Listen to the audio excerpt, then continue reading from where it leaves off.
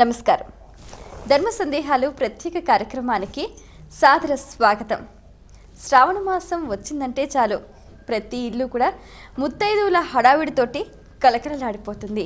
పచ్చని తోరణాలు, పువ్వుల సువాసనలు, అలాగే నోములు, వ్రతాలు, ఇలా ఎటు చూసినా పండుగ వాతావరణమే కనిపిస్తుంది. శ్రావణ మంగళవారాలు, శ్రావణ శుక్రవారాలు, శ్రావణ సోమవారాలు, శ్రావణ శనివారాలు, ఇలా చెప్పుకుంటూ పోతే వారం మొత్తంలో అన్ని పండుగలే కనిపిస్తూ ఉంటాయి. వీటికి అదనంగా జగదోద్ధారకుడైన శ్రీకృష్ణ పరమాత్ముడు జన్మించింది కూడా ఈ శ్రావణ మాసంలోనే. అలాగే రక్షాబంధనం, ఇలా ఎన్నో పండుగలకు పర్వదినాలకు నెలవైన ఈ శ్రావణ మాస విశిష్టత గురించి, ఇంకా ఈ మాసంలో ఈ పర్వదినాలకు తగ్గట్టుగా ఏ విధంగా మనం వ్యవహరించాలి, విధి విధానాలకు సంబంధించి ప్రేక్షకులు ఈమెయిల్స్ ద్వారా ఎన్నో సందేహాలను మన ఈ కార్యక్రమానికి రాసి పంపించారు. వాటన్నిటికీ శాస్త్రీయ సమాధానాలు అందించడానికి మన ముందున్నారు తెలుగు, సంస్కృతం, ఆంగ్ల భాష అనువాదకులు, రామాయణ ప్రవచనానికి పర్యాయపదంగా నిలిచినవారు, లలిత సహస్రనామ ప్రవచనకర్త, రచయిత, గ్రంథకర్త, ఆధ్యాత్మికవేత్త, మీ అందరికీ సుపరిచితులైన డాక్టర్ మైలవరపు శ్రీనివాసరావు గారు. వారితో మాట్లాడి మరిన్ని విషయాలు వారి మాటలో తెలుసుకుందాం. ఈనాటి కార్యక్రమాన్ని ప్రారంభిద్దాం. నమస్కారం అండి. నమస్కారం అమ్మా.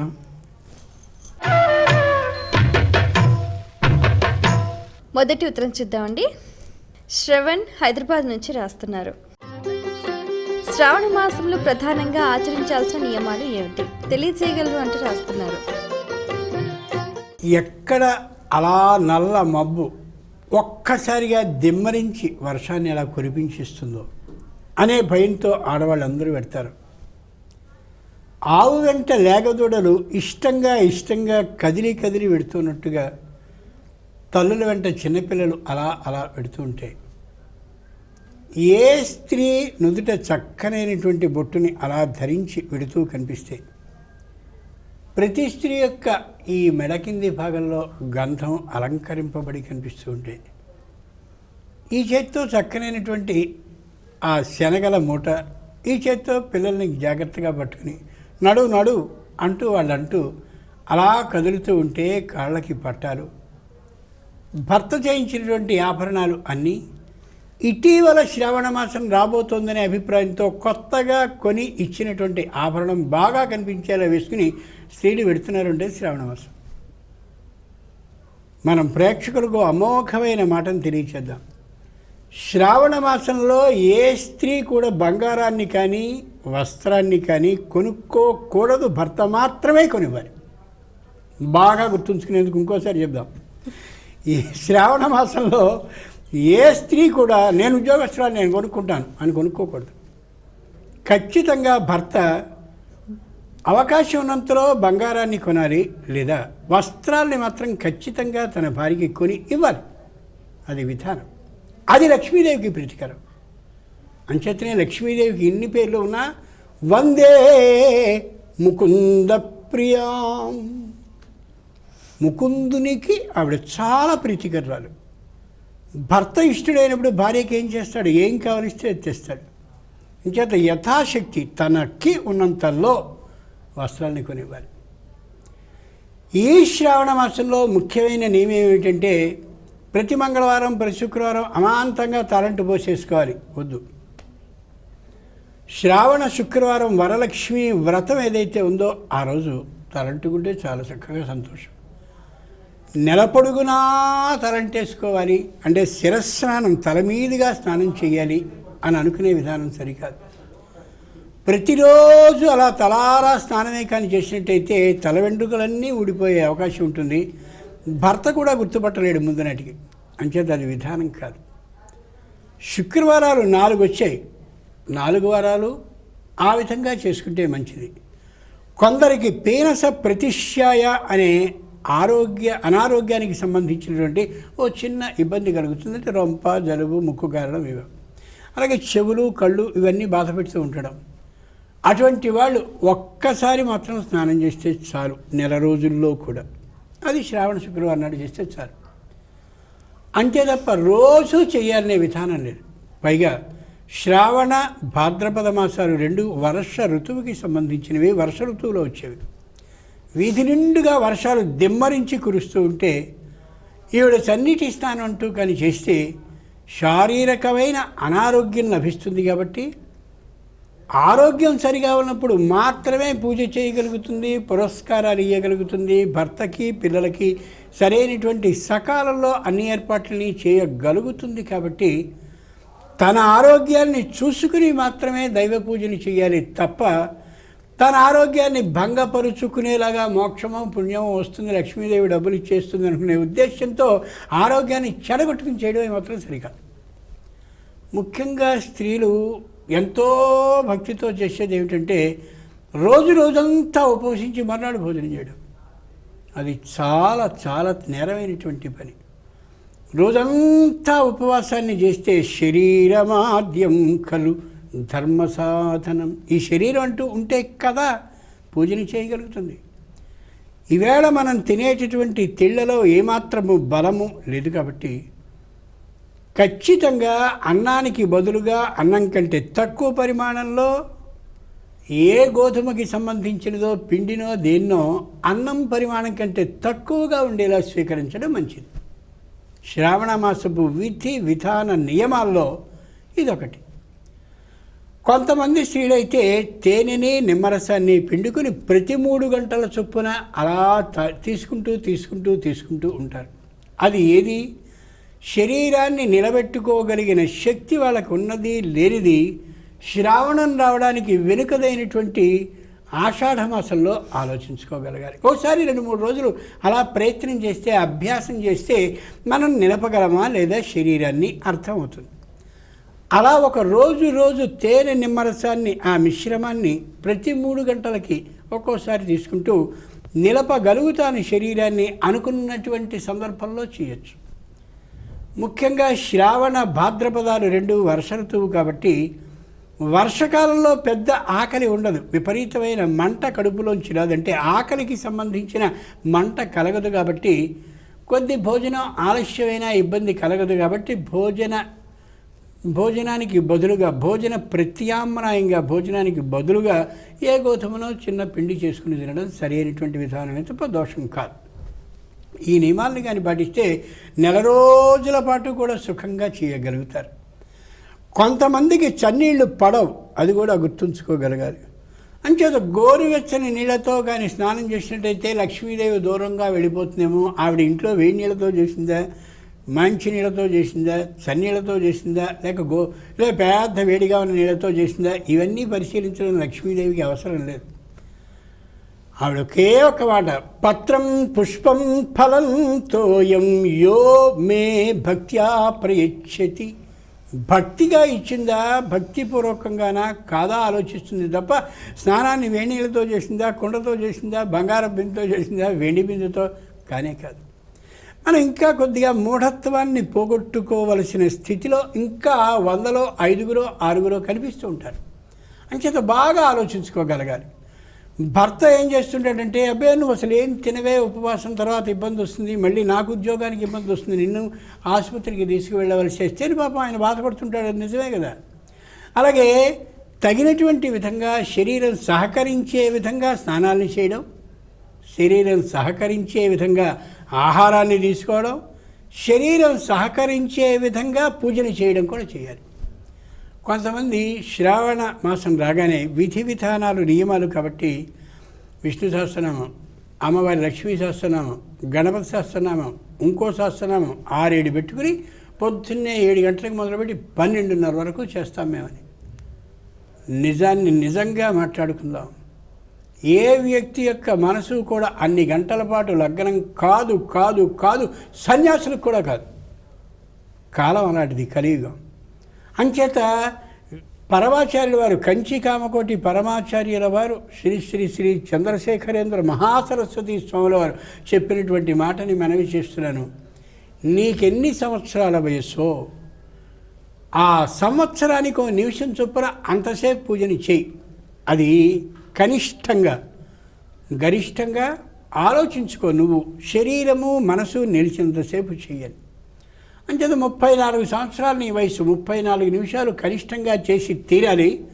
ఆ మీదట నీకు శక్తి ఉంటే కాస్త చేయి తప్ప గంటలు అక్కడ కూర్చుని భర్తకి పిల్లలకి సంబంధించిన ఆహారాన్ని పంపించడానికి దానికి ఖాళీ లేదు, నేను పూజలో ఉన్నానంటే అది నేరమే అవుతుంది తప్ప అది పుణ్యమాత్రం కాదు, ఫలితం ఉండదు.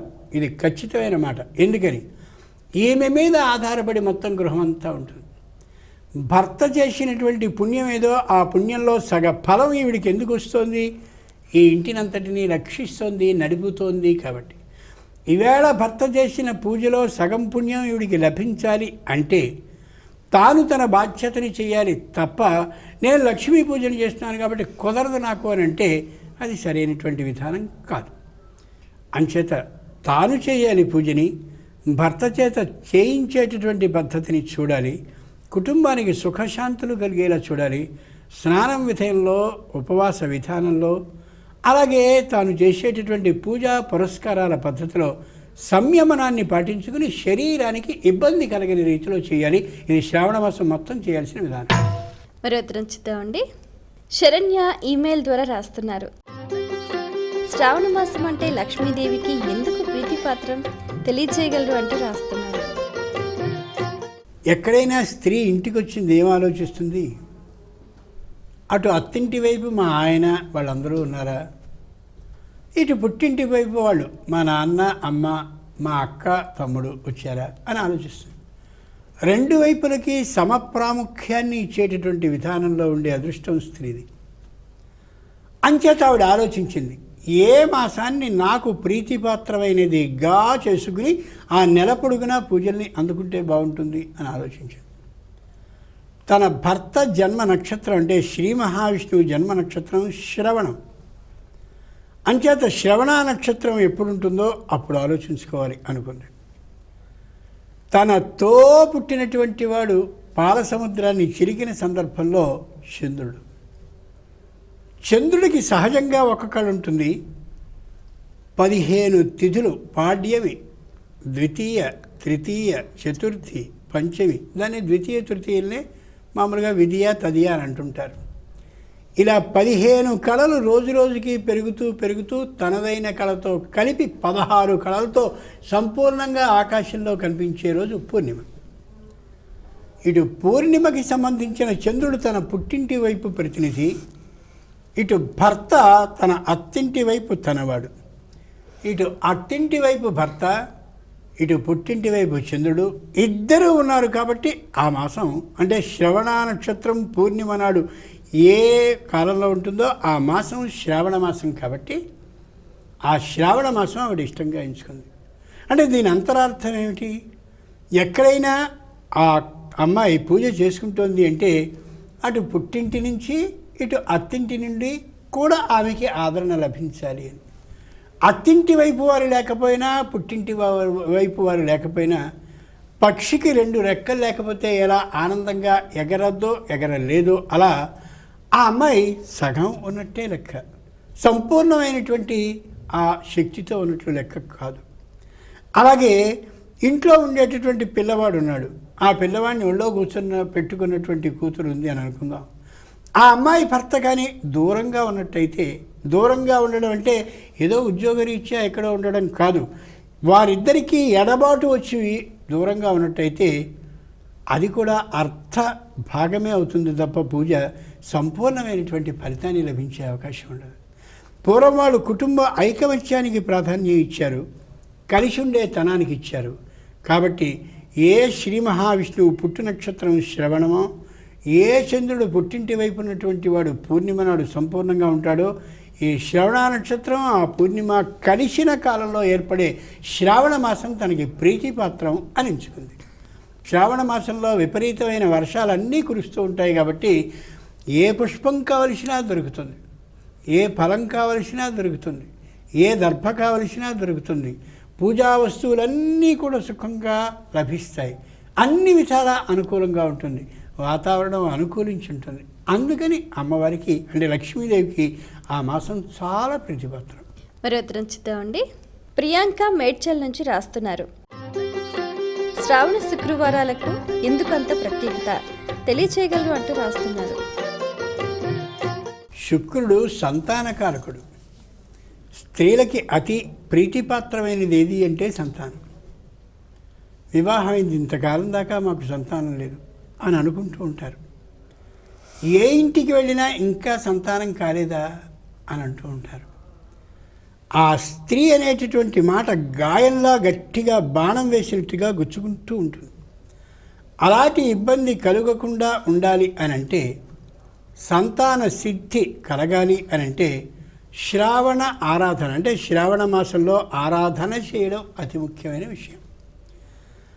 శుక్రుడు ఏ శుక్రవారం నాడు సంపూర్ణమైనటువంటి శక్తి కలిగినటువంటి వాడు అవుతాడో, ఆ శుక్రవారం నాడు లక్ష్మీదేవికి సంబంధించినటువంటి పూజని కానీ చేస్తే చాలా చాలా అనుకూలించి సంతానాన్ని ఇచ్చేటటువంటి వాడుగా అవుతాడు. ఆయన శుక్రవార ఫలితాన్ని అమ్మవారిస్తుంది.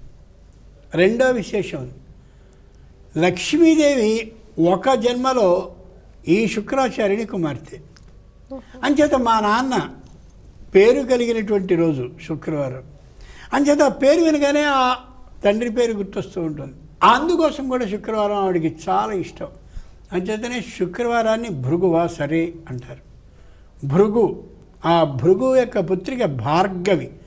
భార్గవి లోకజనని క్షీరసాగర కన్యక, భార్గవి ఆవిడ పేరు. అందుకోసం శుక్రవారం చాలా ఇష్టం. శ్రావణ మాసంలో మనం అనుకున్నాం అనేకమైన వస్తువులు లభిస్తాయి, ఏ వస్తువుకి లోటు ఉండదని. చక్కగా ఆవులన్నీ ఎక్కువ పాలనిచ్చేది శ్రావణ మాసం. అంచేత గోక్షీరం అమ్మవారికి బాగా ఇష్టమైంది. ఆ గోక్షీరం అధికమైనటువంటి పరిమాణంలో లభించేది ఈ కాలంలోనే. కాబట్టి చక్కనైనటువంటి పాయసాన్ని చేసి తనకి ఇష్టపూర్వకంగా నివేదనని స్వీకరించుకోగలిగిన అవకాశం కూడా అదే కాలంలో. కాబట్టి ఆవిడికి బాగా ఇష్టం. శనగలన్నీ కూడా వచ్చేటటువంటి మాసం ఇదే.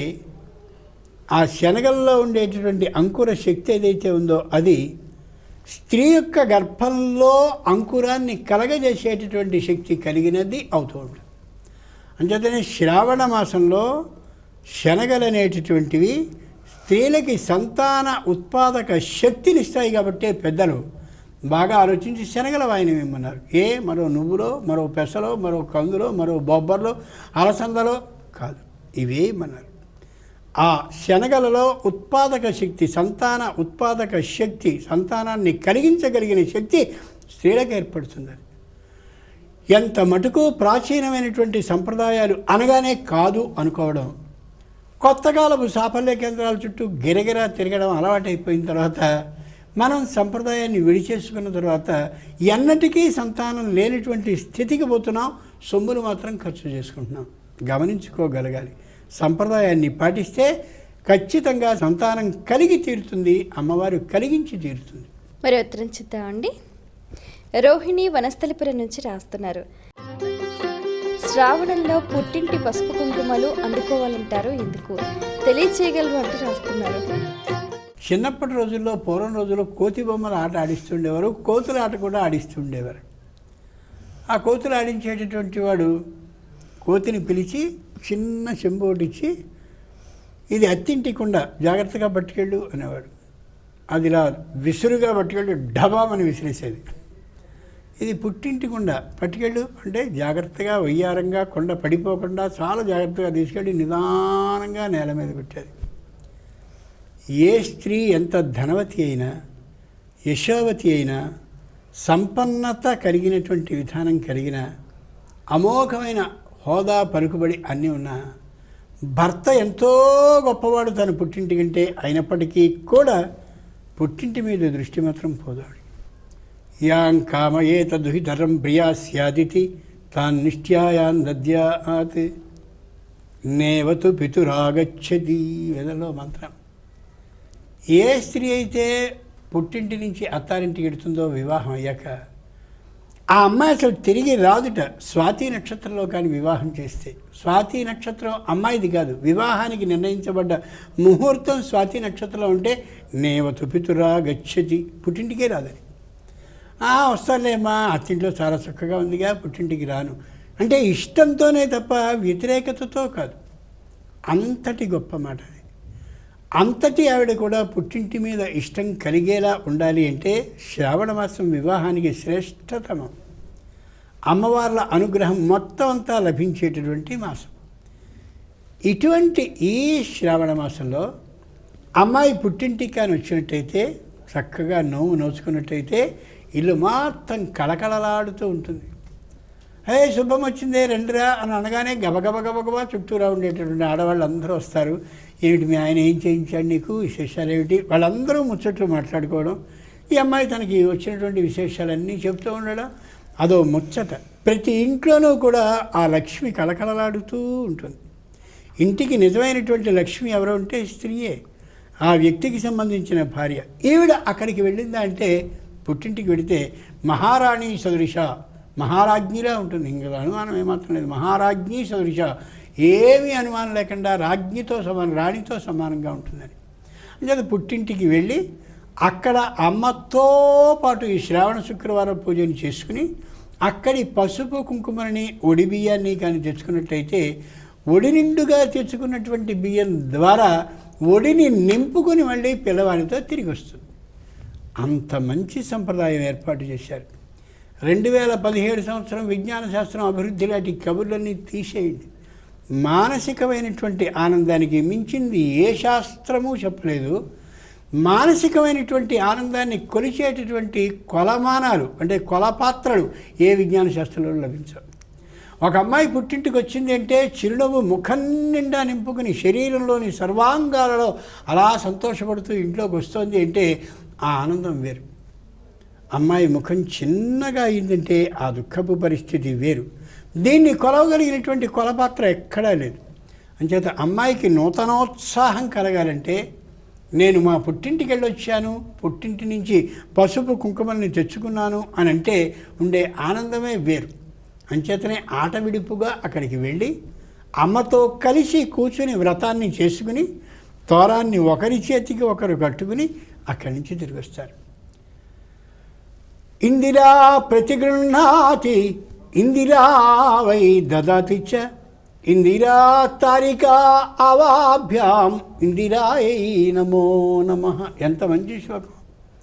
తోరాన్ని చేతికి కట్టేటప్పుడు ఇందిరా ప్రతిగృహ్ణాతి, నా ఎదురుగుండా నీ ఇంటికి లక్ష్మి అయినటువంటి నువ్వు నా నుండి తోరాన్ని తీసుకుంటున్నావు. ఇందిరా వై దదాతి చ, ఈ ఇంటికి లక్ష్మిని నేను, ఈ లక్ష్మి అయినటువంటి నేను నీ చేతికి కడుతున్నాను. నువ్వు నీ ఇంటికి లక్ష్మివి, నేను నా ఇంటికి లక్ష్మిని. ఈ లక్ష్మి ఆ లక్ష్మి చేతికి తోరాన్ని ముడివేస్తోంది. ఆ లక్ష్మి ఈ లక్ష్మి నుండి ఈ తోరాన్ని తీసుకుంటోంది. ఇందిరా తారికావాభ్యాం, మన ఇద్దరిని సంసారంలో ఒడ్డెక్కించి గట్టెక్కించేది ఇందిరా లక్ష్మీదేవి. కాబట్టి ఇందిరాయై నమో నమః. ఈ అవకాశాన్ని కలిగించిన ఏ ఇందిర ఆ లక్ష్మీదేవి ఉందో ఆవిడికి మన ఇద్దరిని నమస్కరిద్దాం. ఎంత గొప్ప శ్లోకం ఇది. ఆ తోరాన్ని తల్లితో కట్టించుకుని తల్లికి కట్టి చక్కగా వాయినాన్ని ఇచ్చి పాదాభివందనాన్ని చేస్తే దీర్ఘ సుమంగళీభవ సుపుత్రావాప్తిరస్తు అని కానీ ఆవిడ దీవించిందా ఖచ్చితంగా సంతానం కలిగి తీరుతుంది. ఏ సమస్య ఈ విషయంలో అనుమానం ఏమాత్రం లేదు. ఖచ్చితంగా ఏ సమస్య లేకుండా సంతానం కలిగి తీరుతుంది. తల్లి అలా చెయ్యాలి. చాలా సంతోషం అండి. మీ అమూల్యమైన సమయాన్ని కేటాయించి మా ప్రేక్షకుల ధర్మ సందేహాలకు శాస్త్రీయ సమాధానాలు అందించినందుకు ధన్యవాదాలు. వీక్షించారు కదండి, ఇది ఇవాల్టి మన ప్రత్యేక ధర్మ సందేహాలు కార్యక్రమం. మీకు కూడా ఇంకా ఏవైనా సందేహాలు కలిగితే మా ఈ కార్యక్రమానికి క్లుప్తంగా సూటిగా రాసి పంపించండి. మా చిరునామా ధర్మ సందేహాలు, కేర్ ఆఫ్ భక్తి TV, road number 92, Jubilee hills, Hyderabad 5,96,000. మా ఇమెయిల్ ఐడి bhaktihyd@gmail.com. మరో కార్యక్రమంలో మీ సందేహాలు మా పండితుల సమాధానాలతో మళ్ళీ కలుద్దాం. అంతవరకు సెలవు. నమస్కారం.